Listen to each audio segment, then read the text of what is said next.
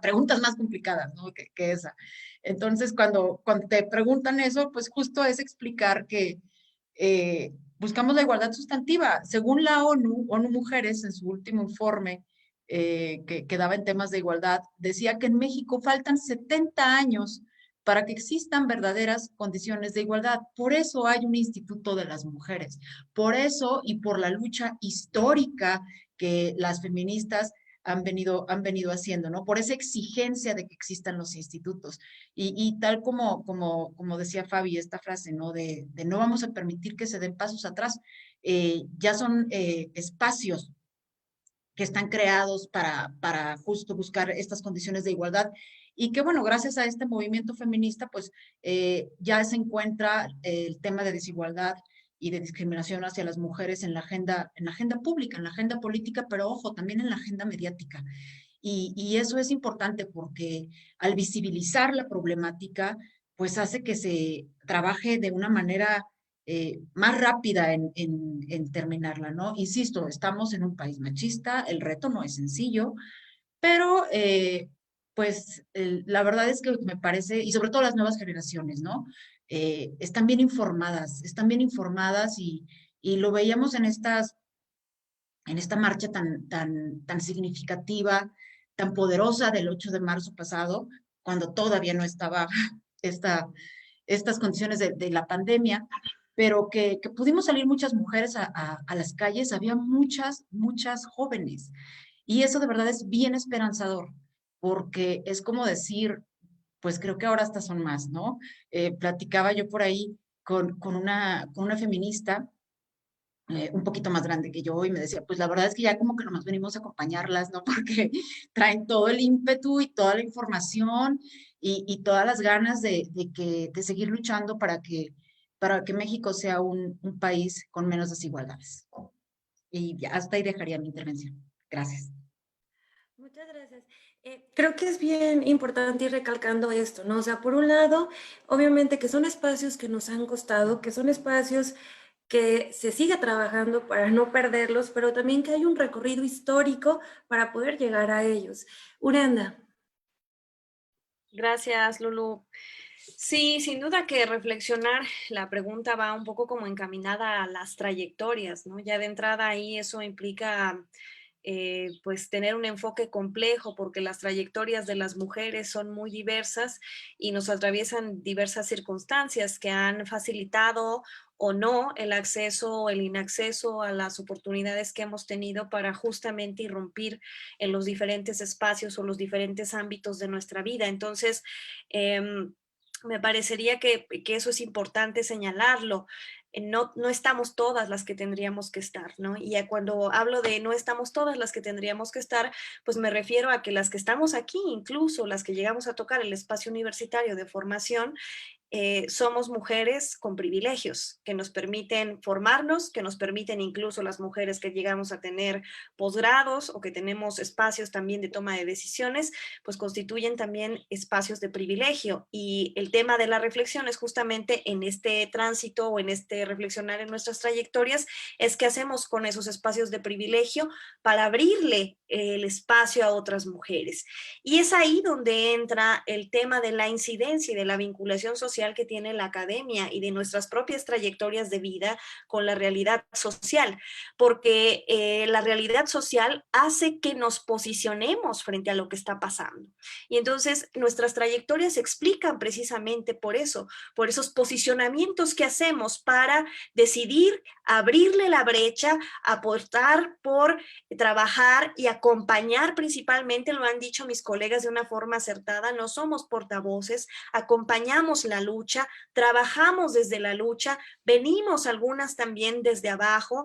Yo les podría decir a título, y porque puedo hablar solamente de mi trayectoria, que tengo más de 20 años en el activismo social, independientemente de mi formación académica, y yo no puedo leer mi trayectoria de vida si no es justamente desde esa posibilidad de la imbricación que tiene la realidad social, mi cercanía a esa realidad social y mi espacio de privilegio de formación, que esa realidad social ha hecho que me posicione en el espacio universitario y que eso, por supuesto, ha traído desde el señalamiento hasta el reconocimiento. Es evidentemente estar en los dos polos.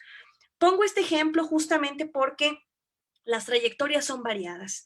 Y lo cierto es que esas trayectorias de vida de las mujeres en los espacios científicos o académicos no siempre se vinculan con la realidad social. Y ese es un llamado para las colegas, es un llamado para seguir aperturando las que estamos aquí, los diferentes espacios de incidencia, las diferentes trayectorias. Fabiola lo decía, el programa de Levantemos es justamente un programa que lo que busca es incidir en la vida de esas trayectorias, de esas mujeres líderes en sus diferentes espacios de realidad social para construir una transformación política en su realidad inmediata.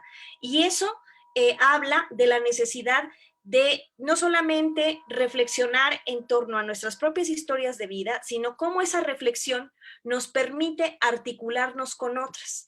Y es el espacio de la agenda pública, es el espacio de los movimientos, es el espacio de lo público y de la pluralidad de nuestras trayectorias, la que ha permitido estos juegos, estos ires y venires desde nuestros espacios de formación, desde nuestros espacios de incidencia, desde nuestros espacios de desarrollo profesional, construir y avanzar en la articulación de redes de mujeres. Y son esas redes de mujeres, como lo han dicho muy acertadamente mis compañeras, las que han impulsado los cambios. Es decir, no puede haber transformación social si no se tiene evidentemente articulación social. Los movimientos sociales, la historia de los feminismos en plural es justamente eso, una historia de transformación social, una historia de reflexividad de las mujeres y un posicionamiento político de quienes decidimos apostarle a la transformación social de nosotras mismas y en acompañamiento de otras.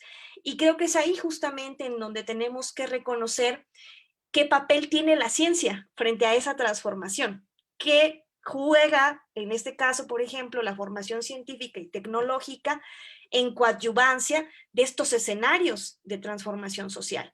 Porque hay que decirlo, ni todas las mujeres están comprometidas con las causas de las mujeres, ni todas las mujeres académicas realizan investigación social para las mujeres o investigación social de incidencia, porque, como lo mencionaba en mi primera intervención, pues pareciera que hay que disociar el capital cultural del capital político y social que se construye ahí en los espacios precisamente de trayectoria social.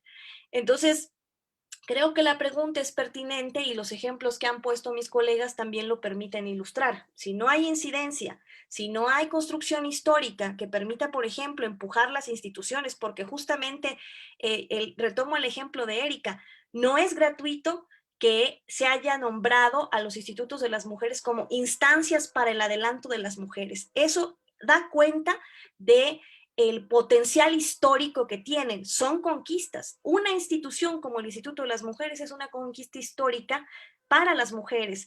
Y cuando se les dio el nombre de instancias para el adelanto de las mujeres era justamente porque se pensaba en que son las instancias impulsoras de esa igualdad sustantiva y que esa igualdad sustantiva se va a dar transformando la realidad estructural de las mujeres, la del día a día. Ahí es donde queda un vacío muy importante, donde la ciencia se tendría que estar volcando, donde las mujeres científicas nos tendríamos también que estar volcando ahí, porque lo cierto es, como lo decía, por ejemplo, aquí a nivel local son pocos los espacios de articulación de mujeres científicas. Pongo el ejemplo, la Federación de Mujeres Universitarias, algunas otras organizaciones externas, a diferencia de los colegios, por ejemplo, de formaciones, por ejemplo, del Colegio de la Profesión Médica, muy, pues sin una agenda política en particular, solamente gremial, vaya. Y creo que eso es lo que hace falta. Hacen falta los espacios de articulación social entre el espacio académico y el espacio de la realidad social, porque quienes hacemos ese juego de ese ir y venir, tenemos, y lo digo a título personal, un alto compromiso en que nuestro quehacer científico tiene que estar incidiendo en la realidad. Si no, ¿para qué sirve?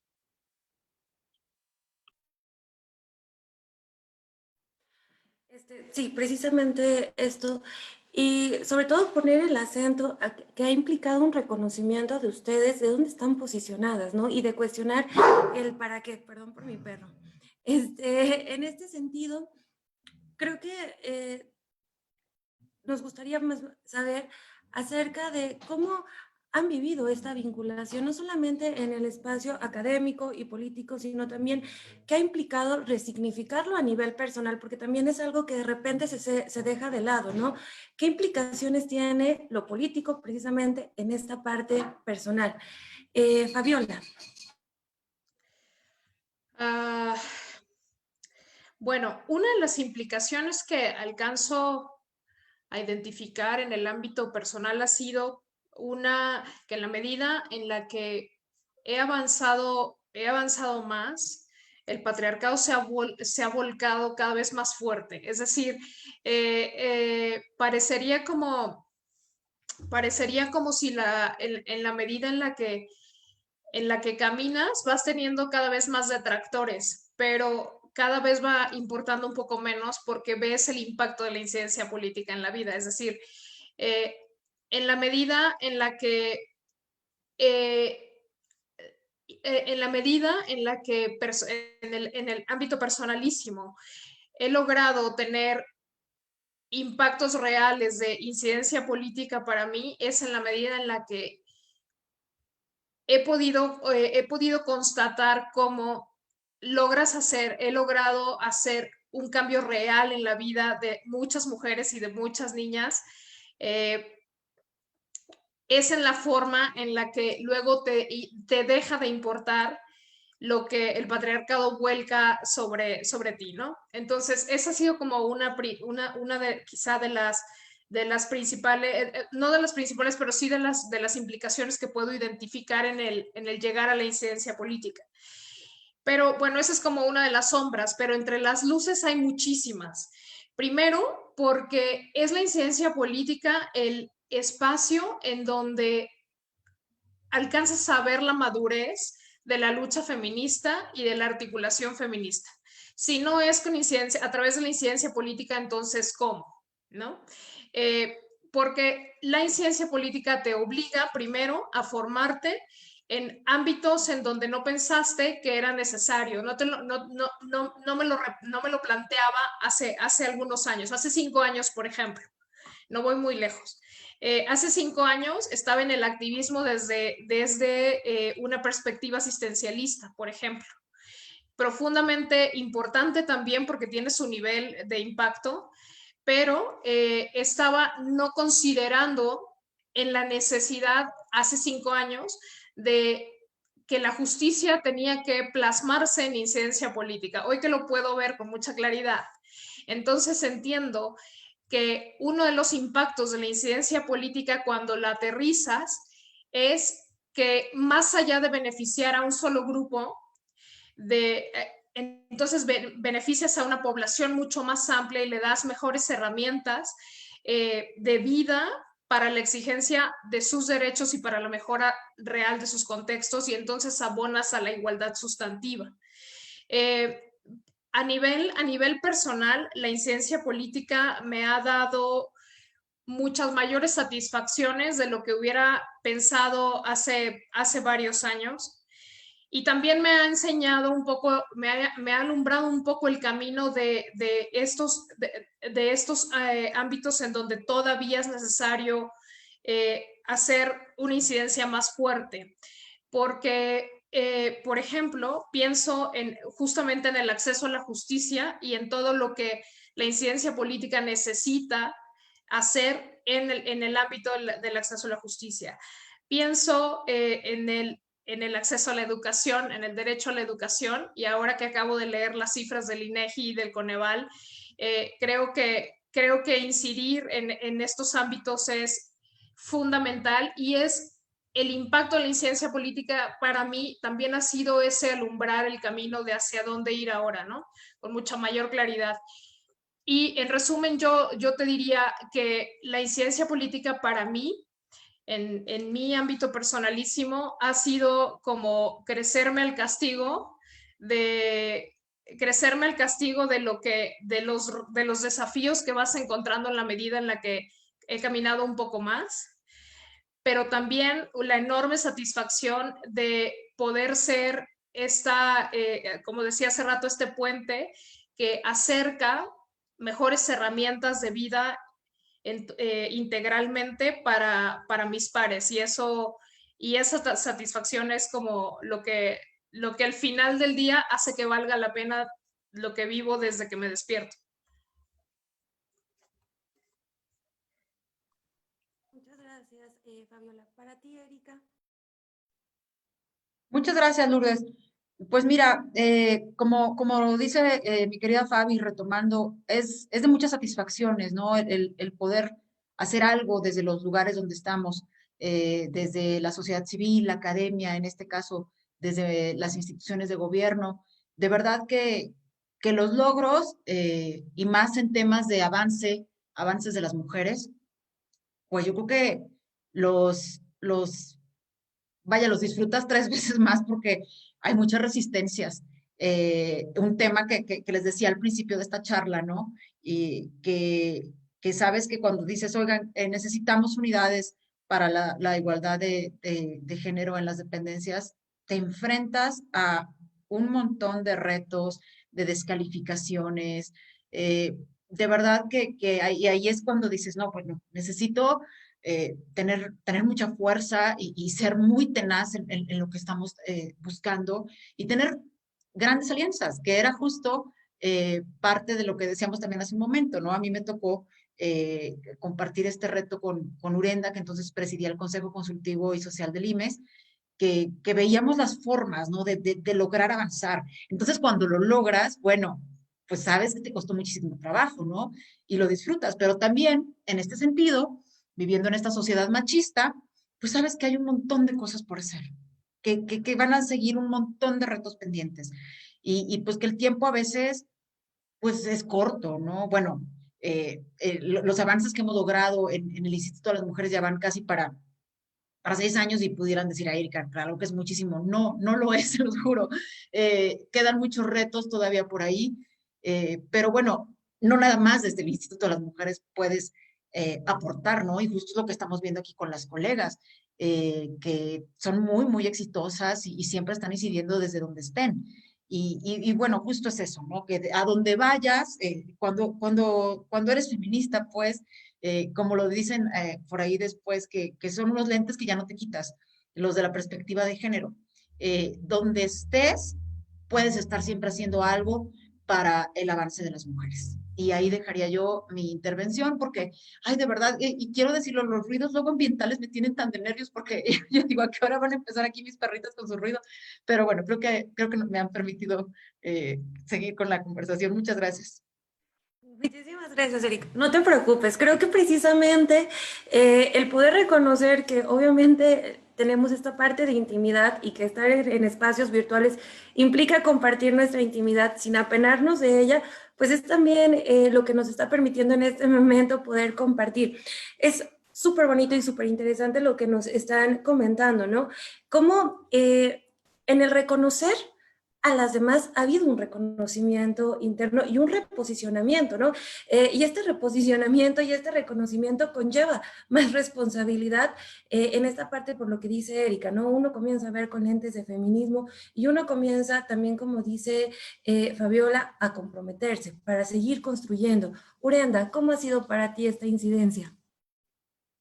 Sí, pues es complejo y como lo decían Fabiola y Erika, tiene sus claroscuros, por supuesto, o sea, no vamos a decir que todo ha sido miel sobre hojuelas, pero de entrada lo primero que te diría y compartiría con todas y con todos es que eso implica posicionarte, ¿sí? O sea, eso implica decir, desde aquí estoy parada y desde aquí leo las cosas y desde aquí actúo.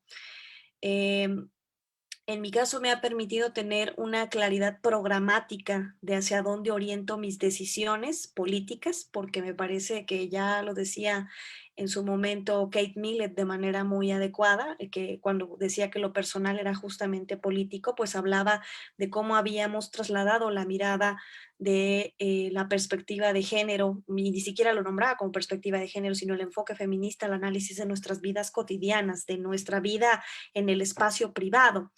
Y por eso insisto de que no es un discurso que nada más coloquemos mis colegas y yo, incluyo aquí en la red que hemos construido todas nosotras de dientes para afuera, es un discurso que atraviesa nuestras vidas y que nos posiciona frente a eso en cualquier circunstancia y en cualquier momento.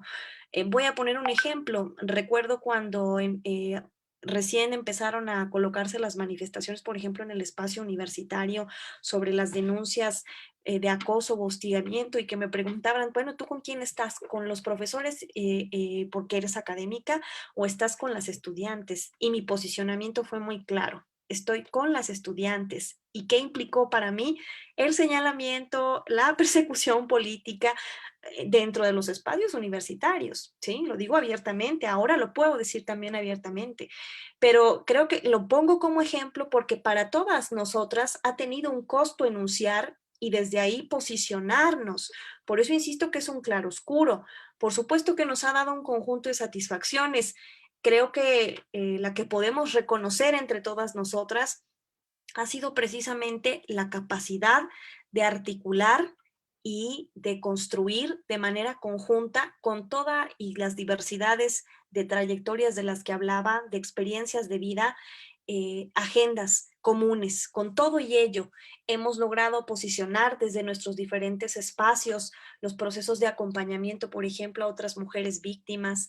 Hemos logrado posicionar desde nuestros diferentes espacios la construcción de institucionalidad para las mujeres, como lo decía Erika. Y no han sido luchas, desde luego, sencillas, sino que cada avance, cada conquista abre nuevamente otros frentes de lucha para nosotras y se vuelve justamente un bastión inagotable de posibilidades de transformación de nuestra realidad como mujeres. Entonces, creo que sí es importante que cuando nos reconocemos existe ese posicionamiento y no todo mundo está dispuesto a posicionarse. Las mujeres hemos demostrado que sí y que sabemos lo que implica ese posicionamiento, particularmente en el ámbito político. Es que ya no vemos las cosas de la misma forma. Es que frente a los excesos, frente a la historia de deudas que hay contra nosotras, pues lo cierto es que las enunciamos, las decimos, las nombramos y más allá de nombrarlas, hemos transitado a la construcción de esas nuevas realidades y también de la institucionalización de procesos que permitan el acceso a las mujeres a esas condiciones de vida material distintas. Entonces, los posicionamientos no son solamente individuales, sino los posicionamientos que hemos tenido cada uno en nuestra experiencia particular, porque creo que a cada una nos ha venido de manera distinta en diferentes momentos. A algunas nos deviene de los procesos formativos, a otras nos deviene de los procesos de vida, a otras nos deviene de los procesos de profesionalización. Cada una hemos llegado al punto en el que estamos aquí, en esas trayectorias que tú decías al principio y que por eso es importante compartirlas con las otras, con las unas y las otras, porque lo único que podemos nosotros decirles es nuestra vida es nuestro mensaje, ¿sí? La forma en la que hemos construido nuestra vida está enviando un mensaje que comparte, que coadyuva, que acompaña, que busca colocar en la vida de otras mujeres que es posible hacerlo. En el caso de cada una de nosotras, podríamos decir que han sido y hemos tenido diferentes combustibles para seguir empujando nuestra vida, ¿no? Para mí la ciencia ha sido un combustible, el activismo ha sido un combustible, cada una de nosotras podrá decir cuál ha sido el combustible de su vida, pero lo cierto es que cuando hay un posicionamiento político frente a algo, no hay un retorno a ser indiferente de lo que atraviesa particularmente, por ejemplo, en este caso, a las mujeres y que estamos en ese sentido, quienes nos posicionamos obligadas, y retomo un poco el título de esta charla, a apostar por la inclusión de las mujeres a los diferentes espacios y a los diferentes entornos. Y con ello cerraría mi intervención, en el sentido de decir justamente que como lo hacía en la segunda intervención, es cómo transformamos los espacios de privilegio a los que hemos logrado acceder también como nuevos frentes de lucha para que otras y otros puedan seguir, en este caso las mujeres, incidiendo e integrándose. Y creo que la palabra incluso ni siquiera sería integrándose, sería ocupando estos espacios. Y una parte muy importante es el devenir político. Muchas gracias, Urenda. Precisamente esto último que dice Urenda acerca de un reconocimiento político, pero no solamente el reconocimiento, sino qué voy a hacer con esto, viene con la última pregunta que me gustaría que compartiéramos. Y bueno, ¿cuál creen que sea la agenda bueno, pendiente para que las mujeres puedan incursionar de forma libre y obviamente sin discriminación, tanto en el ámbito intelectual como político? ¿Qué nos falta a repensar para que se pueda seguir trabajando en esta parte? Fabiola. Gracias. Pues mira, yo creo que la agenda pendiente es muy larga, pero a efecto de que las mujeres puedan, las niñas y las mujeres puedan acceder de forma libre y sin discriminación al ámbito de las ciencias, de la investigación, etcétera, tendremos que partir del derecho elemental al acceso a la educación. Y entonces, en las semanas recientes, por los temas a los que me dedico, he tenido que estar estudiando mucho los datos precisamente del INEGI, los datos del Censo de Población y Vivienda del INEGI, los datos del Coneval, precisamente en temas de derecho social. Y lo que nos dice ahora el INEGI es que en este país somos 126 millones de personas, que somos 51, el 51.2% de esta población somos mujeres, y que de las 63 millones de mujeres que somos, solamente la cuarta parte tiene libertad financiera, tiene economía financiera, pero que de esta población únicamente el 20% tiene acceso a la educación. Perdón, el acceso a la educación superior. Es decir, el grueso de la población, más de la mitad de la población se queda solo en la educación básica. Entonces significa que todas las mujeres que estamos aquí somos mujeres privilegiadas porque logramos llegar, somos parte de esta estadística del 20.6% de la población que tenemos acceso a la educación superior. Eso ya nos hace privilegiadas por todo lo que antes decía Urenda, pero también hay que considerar que toda esta población que podemos acceder a la educación superior solamente concluye en un 60%. Y entonces no podemos hablar de educación y a la ciencia de forma libre y no discriminatoria si la población si la educación sigue siendo un ámbito privilegiado para quienes en el mejor de los casos lo pueden pagar o para quienes en el mejor de los escenarios pueden acceder por la localidad en donde viven. Porque todavía las localidades más precarizadas, las zonas más precarizadas del país no tienen acceso a educación.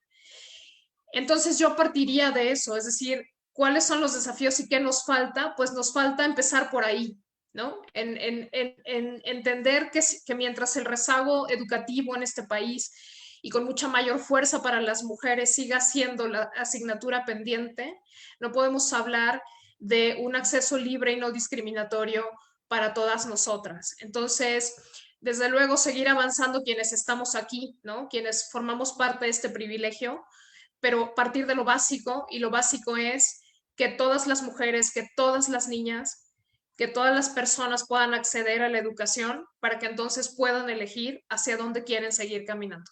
Yo terminaría ahí mi reflexión. Muchas gracias, Fabiola. Erika. Gracias, Lourdes.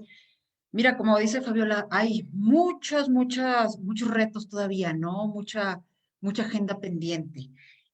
A mí me parece bien importante que se sigan impulsando acciones afirmativas en el ámbito académico, así como ya lo están en el ámbito político, pues también en el ámbito académico. Fíjense que yo platicaba con la anterior presidenta del Instituto Nacional de las Mujeres un tema que me pareció muy padre, muy interesante que se hizo desde su administración, que se refería a las becas exclusivas para niñas, bueno, mujeres estudiantes de secundaria, ¿no? Y me decía, mira, Erika, lo que pasa es que en este caso hicimos un análisis donde vimos que hay hay una parte donde se voltea la mayoría de estudiantes si son hombres o mujeres, y es justo en la secundaria, porque muchas dejan de estudiar porque están embarazadas, ¿no? Porque se convierten en madres y eso ya no les permite, desafortunadamente, en un país como este, en muchos casos, seguir estudiando. Entonces, yo estoy viendo por eso que las becas sean exclusivas para estas niñas, ¿no? Que para que sigan estudiando. Entonces, esas acciones afirmativas me parece que debemos de seguir impulsándolas. Desde luego, es bien importante también el estar educando sin estereotipos de género desde la infancia, ¿no? Y eso es algo bien difícil, insisto, en este país machista, pero que yo creo que ahí vamos avanzando. Y bueno, también tiene que ver el propiciar que tengamos medios de comunicación que no den contenidos sexistas, ¿no? Que perpetúan esos estereotipos de género que hacen pensar que las mujeres no podemos estar en donde queramos. Y en este caso tiene que ver con la ciencia, ¿no? Que finalmente es de lo que se trata este conversatorio del día de hoy. Entonces, pues hacer bien conscientes a las niñas desde chicas que pueden hacer lo que quieran, de verdad, que pueden ser lo que quieran. Híjole, y aquí van a decir, vas a aprovechar para meter tu golazo, pero es que ahí les va. Tenemos una convocatoria Potosina del año 2021. Entonces, desde ahí también se reconoce a las mujeres en la ciencia, entre otros ámbitos. Yo les invito no, bueno, ahora sí, ya estaba, aprovechó aquí para sus goles, para que nos sigan. Es que ahí está la convocatoria en las redes sociales del Instituto de las Mujeres. De verdad, recibimos siempre propuestas bien interesantes desde mujeres que están en la ciencia o investigando en otra parte. Recibimos siempre propuestas de mujeres muy destacadas, en este caso de la Universidad Autónoma de San Luis Potosí, que además han sido galardonadas como Potosinas del Año. Y bueno, justo es eso lo que buscamos, ¿no? De que ese tipo de concursos sean los que sean ejemplo para las niñas, que los vean y que digan, yo quiero ser como ella. O sea, no otros concursos, ¿verdad? Ya no voy a empezar aquí en esa polémica porque nos daría para 6 horas más del conversatorio, pero eso es lo que buscamos, de decir que una niña vea el concurso en la tele y diga, yo quiero que a mí un 8 de marzo el gobernador o gobernadora del estado me esté dando un premio por ser una mujer destacada, en este caso en la ciencia, ¿no? O ser una destacada académica de la autónoma o de el Colegio de San Luis o de otra dependencia o por hacer labor social o por ser una destacada empresaria. Es decir, hay muchos rubros en los que se debe de poner el ejemplo a las niñas. Y bueno, yo aquí dejaría mi comentario de decir que desde luego hay un montón de retos todavía, pero me parece que son de los que yo destacaría en este momento. Gracias. Bueno, por un lado está esta parte pues, de reconocer una deuda histórica que existe en nuestro país en torno a la educación de las niñas y el acceso pues, a no solamente a una educación con perspectiva de género y derechos humanos, que es lo que puntualizaba esta Erika y Fabiola. ¿Qué más considerarías que es la agenda pendiente, Urenda? Bueno, la agenda pendiente en torno a los 3 rubros que nos decían, nos decías que tiene que ver justamente con la inclusión en el ámbito científico y con el político. Empezaría por el político. Si bien hemos conquistado la paridad, ahora hemos o estamos viendo las formas en las que se instrumentaliza la paridad. Entonces, ¿cómo transformamos estas formas tradicionales de hacer política desde una política de y para las mujeres? Y eso implica un reto, implica en que las mujeres nos involucremos en el ámbito político y ese no significa exclusivamente el ámbito político electoral a propósito de las terribles coyunturas en las cuales estamos, sino significa justamente transformar gran parte de nuestra vida inmediata, de nuestra vida profesional, de transformar las instituciones, implica justamente la politización, es ese ejercicio de conciencia, de agencia que las y los sujetos tenemos frente a la realidad social. Entonces, ahí es necesario, porque en la medida, o servirá poco, digámoslo, los grandes avances que hemos tenido en la conquista de nuestros derechos político-electorales, si esa conquista se instrumentaliza para seguir perpetuando prácticas que lo que hacen es excluir a las mujeres en el ámbito político o usar sus espacios conquistados para seguir perpetuando o reproduciendo otro tipo de prácticas políticas distintas. Entonces, me parece que tenemos que involucrarnos para construir política desde y para las mujeres, que permita para nosotras también ocupar espacios y transformarlos desde estas miradas distintas, desde estas miradas plurales.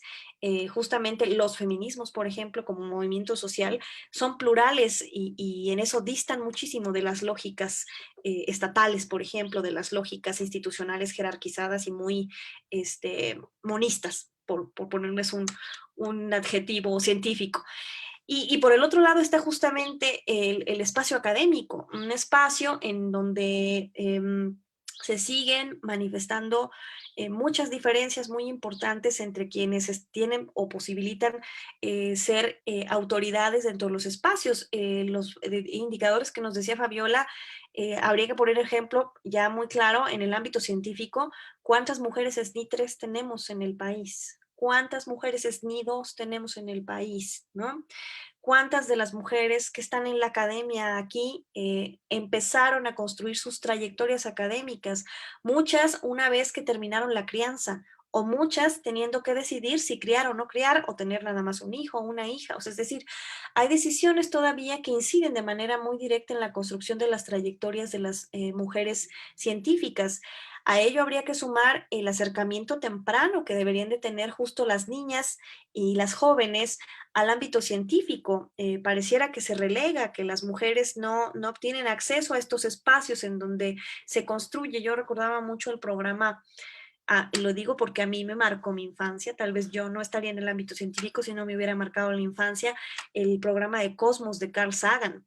Y recuerdo mucho que Carl Sagan decía, la infancia es, hemos nosotros generado una infancia que es que no le interesa el pensamiento científico, porque cuando la niña o el niño nos pregunta por qué pasan las cosas, preferimos decirle, es muy complejo, no te explico, ¿no?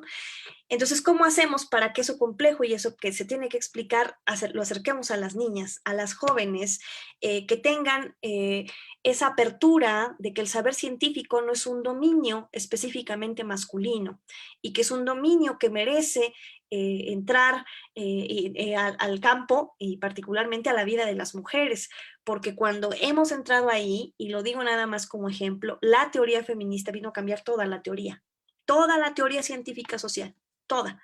Y ese es un ejemplo muy claro. Ya Boaventura de Sousa Santos hablaba, por ejemplo, de la ecología de saberes. El pensamiento feminista vino no solo a decir que se tienen que recuperar esos saberes, sino que existen otras formas de construcción del conocimiento tan válidas como las producidas por las mujeres. Y ese es un claro ejemplo. Entre más mujeres estemos en el ámbito científico, nuevas aportaciones y nuevas formas de pensar la realidad y por supuesto también de cambiarla, se van a gestar en beneficio no solamente de nosotras, sino en beneficio de la sociedad.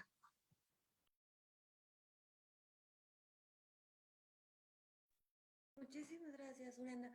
Creo que precisamente ese era el objetivo de este conversatorio, poder hablar de otras formas de construir la realidad, poder hablar de cómo las mujeres nos hemos venido posicionando y que ha habido un recorrido histórico, pero que no ha terminado, ¿no?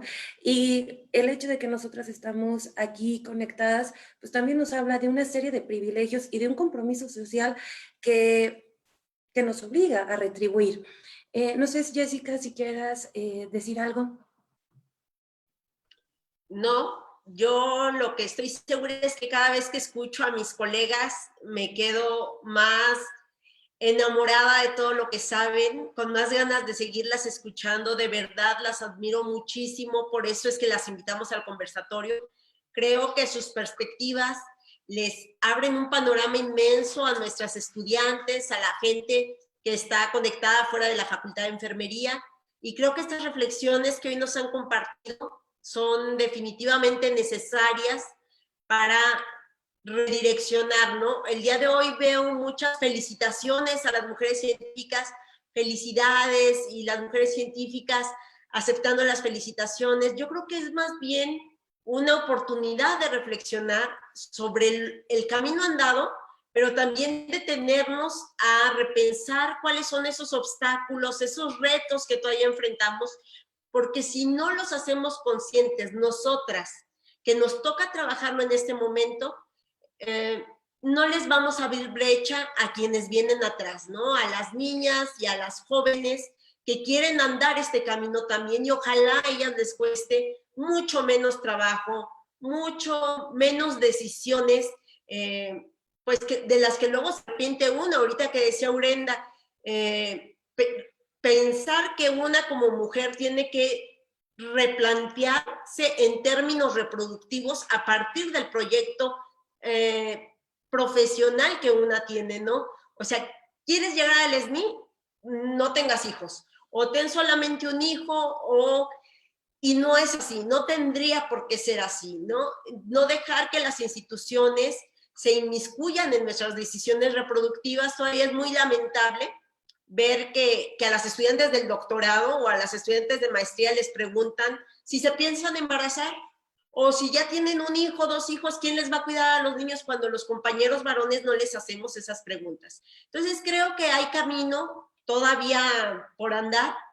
Ojalá y todas estas reflexiones les abran el panorama a las jóvenes que vienen y que quieren hacer un camino en el ámbito científico, y decirles que estamos trabajando arduamente, mujeres como las que hoy tenemos aquí en el panel, mujeres como Lourdes, como yo, estamos haciendo trabajo diario porque las condiciones que ellas se enfrenten cuando lleguen al ámbito científico sean mucho más favorables para ellas. Y pues nada, agradecerles, mil gracias por su tiempo. Sé que son mujeres ocupadísimas, por eso se los agradezco todavía más. Sería todo, Lourdes. Y creo que Roxana, nuestra consejera estudiante, quería participar.